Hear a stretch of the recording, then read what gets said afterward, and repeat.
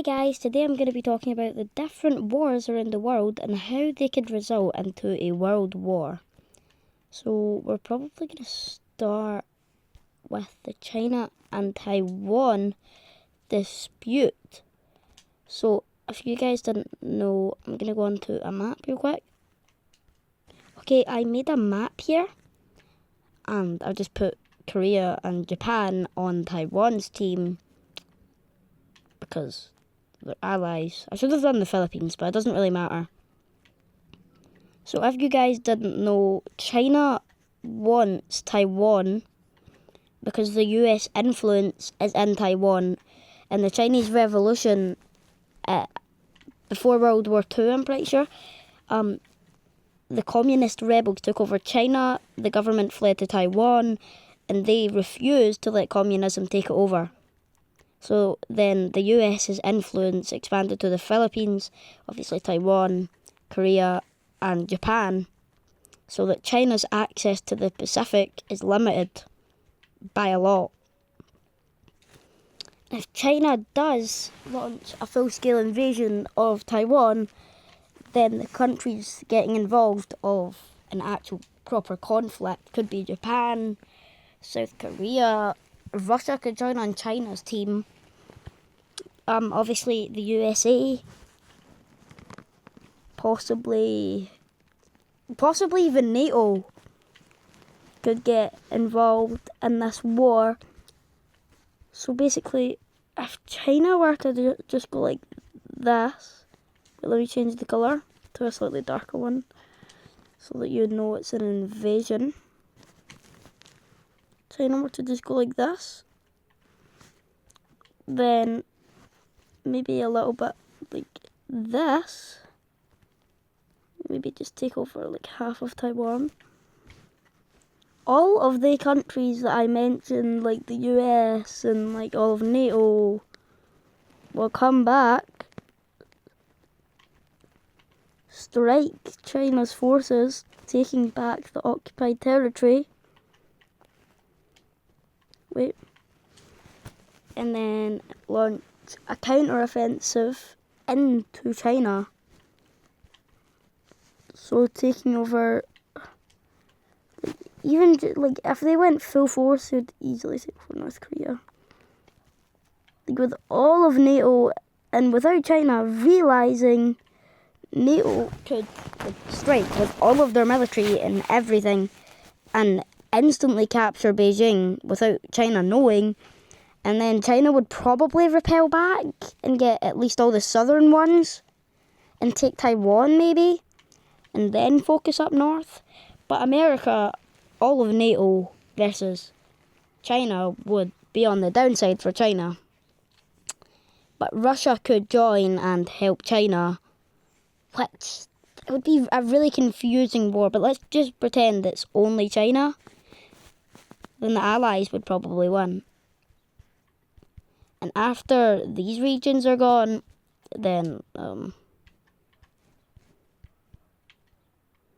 that would happen. And that. Come on, yes, there's one more region. Go on. Yes. And the blue team would probably annex parts of China. Korea probably taking all of North Korea, uniting Korea. Taiwan maybe getting a couple islands, maybe this island of China, if China does lose. But if China were to win, let me just change this back to the red, and then go up to China. There we go. And if we colour China, and then get back the same dark red or a similar dark red. If China were to win, obviously North Korea was on their team.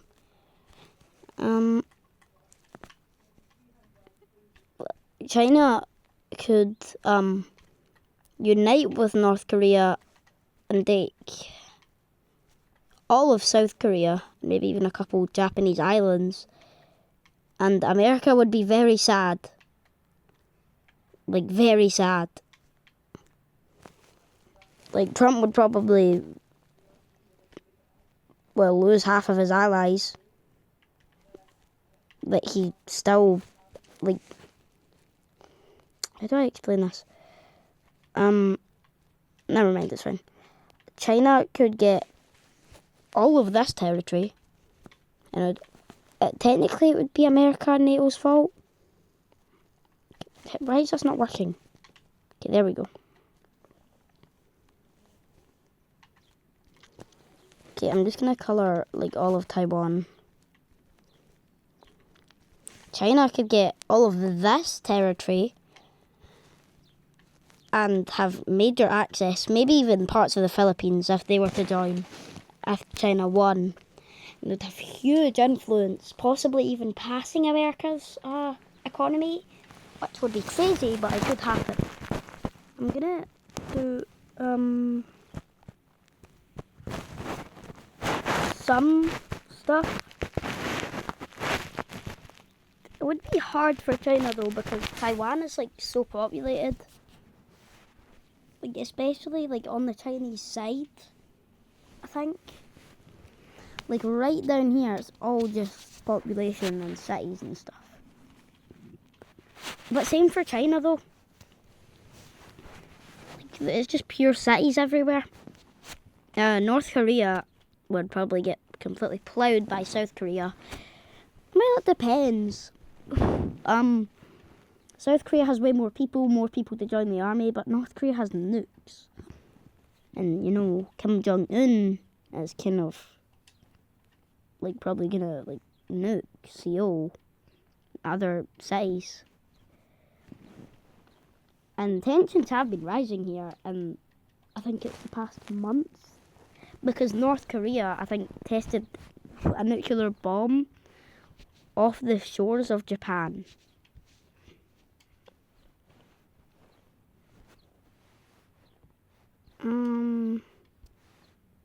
Okay. Let's go into the news. I'm gonna read a couple of these. Probably just one actually. I don't have a lot of time. At a private luncheon in Beijing on Friday, a single disc carried out unusual weight. Is it talking about any war? Military activity has increased in recent years, but so a quieter form of engagement targeting business groups, local constituencies, and political actors have seen more open to dialogue. Yeah, it's not really talking a lot about war. What about here? That looks like the strikes. That distinction is now central to Taiwan's political contest. Beijing appears to be letting this divide can be widened. China's Army, Air Force, and Navy carried out military exercises in 6 zones surrounding Taiwan. Probably to scare them. What else? Oh, okay, we have some stats here. Long-term polling shows a consistent preference to the status quo, with only a small minority backing unification. So we have status quo. Okay, so the first one's going up by the looks, slowly, like, not by a lot. Decide later is going down. Status quo, lean independence is going down slowly. And unification as soon as possible is staying the same at roughly like 5%, 10%, probably 5%. Independence as soon as possible, 0%. And where is it? What is this one? Wait, unification as soon as possible. Oh, that's this red one. So the unification as soon as possible is at like 0, but possibly 1. Engagement with Beijing can be framed as a means of preserving peace and economic opportunity, but it must be balanced against concerns about political influence, security, and long-term autonomy. this tension is not easily resolved. Donald Trump will be visiting China again in May. I need to move on from this one soon. I'm probably going to go to the China-India tensions next. For now, significance of the visit lies in what it achieved. After years of rising tension, Beijing is testing a different approach. This is significant. It is also a long game. When Nixon was served the same dish as in Beijing, it would take another 7 years before the US and China established formal diplomatic relations. And in Taiwan and the Taiwan Strait, even the small shift in strategy can carry far-reaching consequences. You know what? I'm gonna go to the DRC war. I think there's a war in the DRC.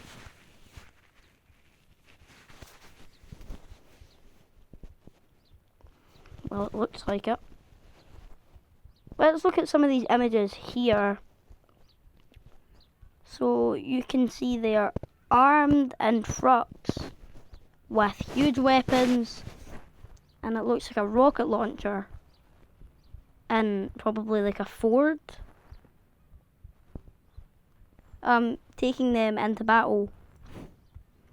I think this is probably one of the hospitals in the Democratic Republic of Congo. Latest crisis. Okay. Seems like there's a lot. How big is this? Okay, you know what? I'm not going to read like a lot of this. I'm going to read some of it. I believe it's against one of these small countries. In early 2025, fighting between Congolese security forces and militant groups led by M23 escalated rapidly, culminating M23's capture of Goma, the regional hub of the Eastern Democratic Republic of Congo, on the Rwandan border. Rwanda, the primary backer of the M23 armed group, supported its offensive in eastern DRC with 3,000 to 4,000 ground troops. As Goma fell, thousands of locals, many of whom were already internally displaced, fled to the region.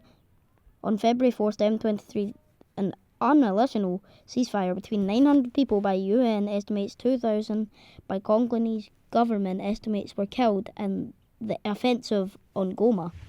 M23 is the latest in series of Rwanda-backed militant groups that have been vying for territory and natural resources in the eastern Congo since the late 1990s. I'm going to read to the bottom of this.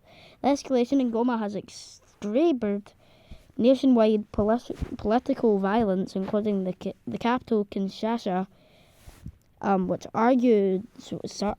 surged following DRC's December 2023 national elections, with 1 million Congolese seeking refuge abroad and 21 million people in the country in need of urgent medical, food and other aid, and the DRC represents one of the largest and deadliest humanitarian crises in the world.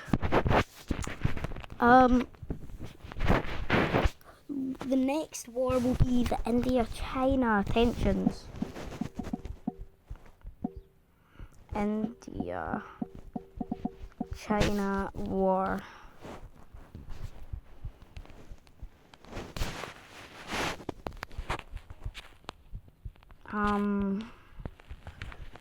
Let's look at some images.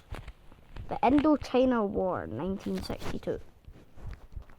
And if you guys don't know where India and China is on a map, I'll show you in a minute.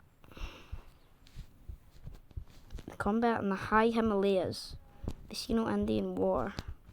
Oh, okay. Indian Prime Minister Jawaharlal Nehru visiting Sikh soldiers in a forward position in November 1962. For 22,000 Indians would fight in the Sino-Indian War. India today.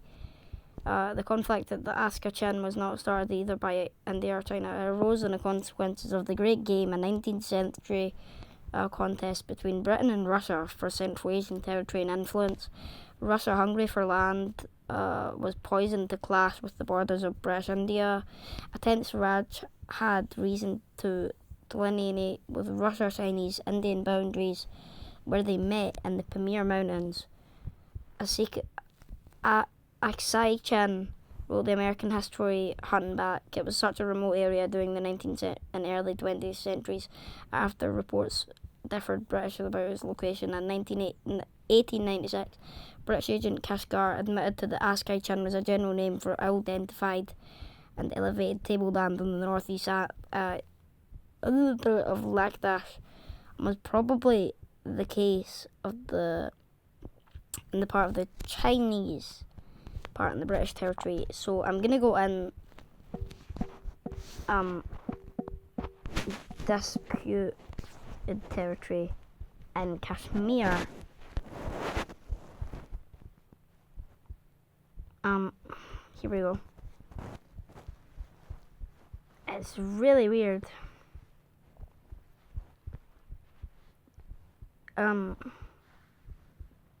Okay, so yeah, there's a lot happening here. Kashmir, administered by Pakistan, lines of control.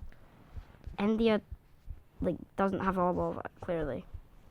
Claimed by India. So it looks like India is doing quite a lot of this. Largely claimed by China. Okay, maybe China is doing a lot as well. Okay. Yeah, there's also disputes in Pakistan.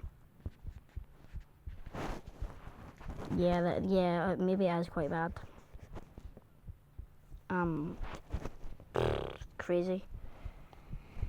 Why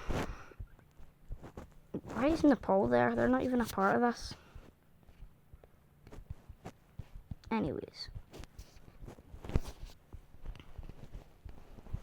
Now we're getting into the big stuff with Ukraine-Russia war. I'm gonna try and do different ones this time. What are the latest news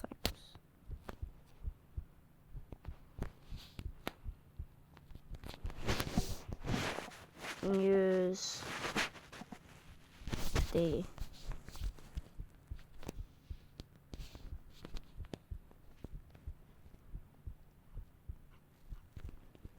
I guess we're reading old news, which is quite annoying. Kiev, Ukraine. Ukrainian President Zelensky said that he would be willing... Oh, what just happened?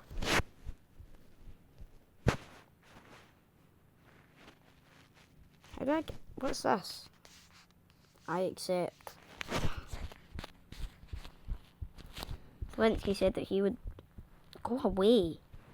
Zelensky said he would be willing to withdraw troops from the country's eastern industrial heartland with a plan to end Russia's war. If Moscow also pulls back, and the area becomes a demilitarized zone monitored by international forces. The proposal offered another potential compromise on the control of the Donbass region, and I'm pretty sure right now Russia is on a river of a city in Donbass. It says the US proposed the creation of a free economic zone, which says should be demilitarized, but it was unclear what the idea would mean for the governance or development of the region. A similar arrangement would be possible for the area around Zaporozhye nuclear power plant, which is currently under Russian control, Zelensky said. He said that any peace plan would need to be put in for a referendum. Zelensky spoke to reporters Tuesday to describe overarching 20-point plan that negotiators from Ukraine and the US hammered out in Florida in recent days. Where is it? Are still being discussed. Okay, that was really short. Okay, I know one. Russia, Estonia. Okay, there's a lot of stuff here. So here is the border between Russia and Estonia. And Russia is starting to claim a lot of Estonia's land. It's quite crazy. Let's go into this one. An hour ago. Estonia unmasked record of Russian spies. The country's intelligence service warns non-military threats, including sabotage, espionage, and information campaigns that are becoming increasingly prominent. Estonia apprehended a record number of Russian collaborators in 2025, the country's international security service, CAPO, revealed on Monday. At least 9 individuals were identified as agents in the intelligence service last annual report, and the residency permits of several clergy members with the ties to be on Russian Orthodox Church were revoked on security grounds. The total number of people detected, the amount that would be working for Kremlin or detained or expelled promoting Russia's agenda, was not disclosed. According to the Kappa report, non-military threats, including sabotage, espionage, and information campaigns, are becoming increasingly prominent. Activities range from fake bomb reports to virtual attacks conducted on the messaging platform Telegram. And here there are some pictures of this guy. I don't know what Trump wants from us. Estonia's defence prime minister protests. Before threatening to leave NATO, the US should be consist of its messages towards allies. Wow, this is crazy. Like, in a bad way, of course. Kremlin bots cry murder ahead of Hungary vote. Disinformation watchers warn of an unusually inflammatory campaign ahead of the 12th of April election. Estonia and Latvia say territories hit by stray Ukrainian drones. After this, I'm gonna do the big one, which is obviously the US and the Iran war. USA News. 2 minutes ago. Iran war latest. US blockades of Strait will have widespread consequences. Tehran warns. Iran has been accused of economic terrorism in the Strait of Hormuz. Ships have been warned. The chase now captured by the US. But 2 tankers made it through as Trump's blockade of the crucial route began. Follow the latest. Did we watch the video?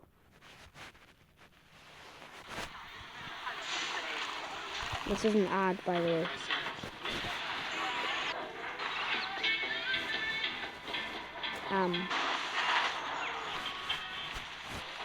Wait up. 5 seconds left. 4, 3, 2, 1, 0. There we go, finally. It's day 45 of the Iran war on the ground in Dubai. Let's take you through what's been happening across the region today. The war in Iran has in many ways become a battle for the Strait of Hormuz. A US naval blockade has now been imposed, with the US naval blockade that any vessel entering or leaving Iranian ports without permission Iranian ports without leaving. Interception, diversion and capture. In a note to seafarers seen by Reuters, US Central Command said the blockade will apply to all vessels, regardless of flag, but that it will not stop neutral transit passage to or from non-Iranian destinations. Donald Trump warned on Truth Social Iran's that if navy any of Iran's is laying at the bottom of the attack sea, by the completely obliterated attack ships. to join Donald Trump's blockade, insisting they will only intervene once the fighting ends. The big question now is how will Iran view this move and will they retaliate? The Iranian armed forces said US restrictions on ships in international waters amount to piracy and said Iran would implement a permanent mechanism to control the Strait of Hormuz. It's not clear what they mean by that. Iran's first vice president to control has set out Iran's Hormuz? key demands Crazy. for ending the conflict. And one of the conditions is control of the Strait of Hormuz, a power they never had before the war, and something that would go against international law.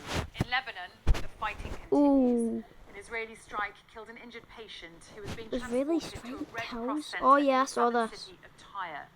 The strike damaged several vehicles as well as offices that were located nearby. Wow. Fierce fighting has also erupted in the town of Bint Jbeil.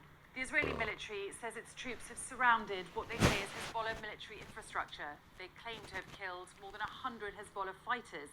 Wow, killed more than 100 immediately people? respond to the claims. And in Israel, a woman is being treated for injuries in the north of the country after a Hezbollah rocket hit a building in the coastal city of Nahariya. Meanwhile, in a highly unusual move, the Israeli Prime Minister, Benjamin Netanyahu, was pictured inside Lebanon, speaking to reservists and commanders. It comes as Israeli and Lebanese officials will meet in Washington tomorrow for rare talks on the fighting. With just over a week left of this ceasefire, there is still time for diplomacy, and it could yet be extended if both sides agree. But this next move by the US raises the stakes significantly, and if Iran retaliates, the ceasefire may not survive. Wow. Can I read the one bit of news about this? The ship filled up a port belonging to the UAE yesterday, not an Iranian port, but subject to the US sanctions. The US Treasury Department has listed the ship, formerly named the Full Star, especially on its designated nationals list for the involvement in shipping products. And then we have a map here. Okay, I'm going to go on to Google Earth and show you guys a map of everything that was in this video. Here is the Strait of Hormuz, here, which is now supposedly owned by the US.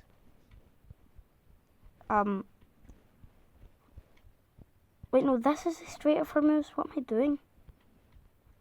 As you can see here, Iranian, Persian Gulf, yeah. Dubai's oil exports, or even like Abu Dhabi's, which is like obviously the capital, could be completely stopped if Iran keeps holding this out. But I think, according to that, America now has control of most of it, which is crazy. Like, I don't even know who's worse in this scenario. Trump or Iran, because they're killing each other. Or even Mr. Putin or Zelensky. Okay, so here's the disputed territory in Ukraine. So obviously Russia seized Crimea, which is, I don't know. And they also claim up to this, like, river. And I think it goes right up this way. Oh no, that's too much. They claim, like, Crimea, this is Donbass, I'm pretty sure. They're fighting for Kherson, I'm pretty sure. So this side is Russian. And then I think the border goes up here. Here's Donetsk. I'm pretty sure they're fighting for this as well. And here, let's go to the other side of the world in Asia to talk about up here. Yeah, you can see like a bunch of like weird border things here. Like, I don't even know why they're fighting over it. It's basically like it's barely even like habitable. It's just a bunch of mountains, pretty much. Like, maybe some parts are habitable, but most of it isn't. I don't really understand. And then the war here with China and Taiwan. Oh yeah, he was correct. Wow, there is a bunch of cities on the Chinese side. Really empty on this side though, weirdly. I'm going to drop myself in here to Taiwan. Oh. I don't really think I put myself in the best spot, did I? Anyways. What's the capital? Taipei? Oh, yep. Here we go. This should actually be something. Let's see. Is this what I want to see? Yes. Kind of. Let me go on a bridge or something.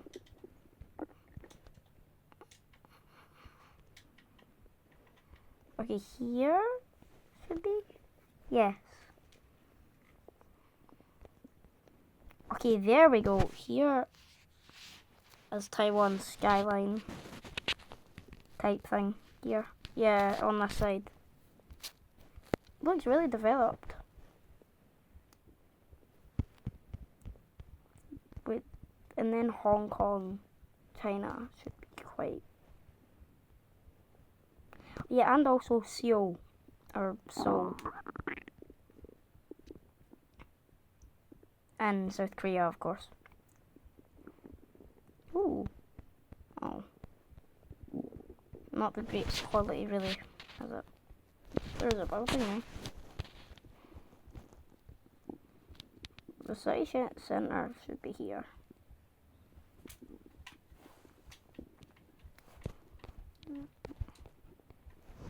This is some kind of shop, I think.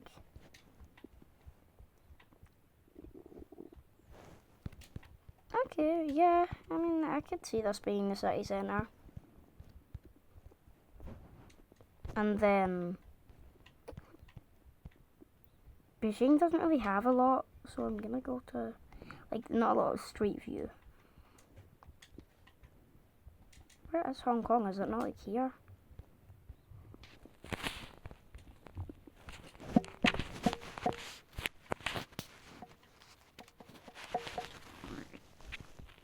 Hong Kong. Hong Kong.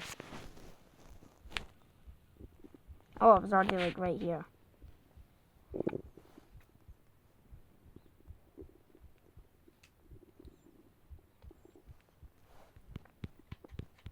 Where? This doesn't. Where's, like, the city centre of Hong Kong? Maybe I'm gonna go on this road to try and get a view.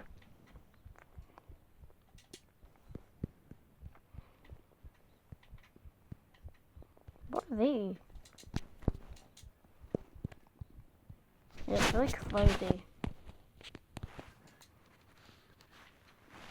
Oh, here it was sunny. There we go. A lot of ships. Oh, there it is. Yeah. I think that will be the end of today's video. Goodbye, and I'll see you in the next video. And please like and subscribe with notifications on to get more of these videos.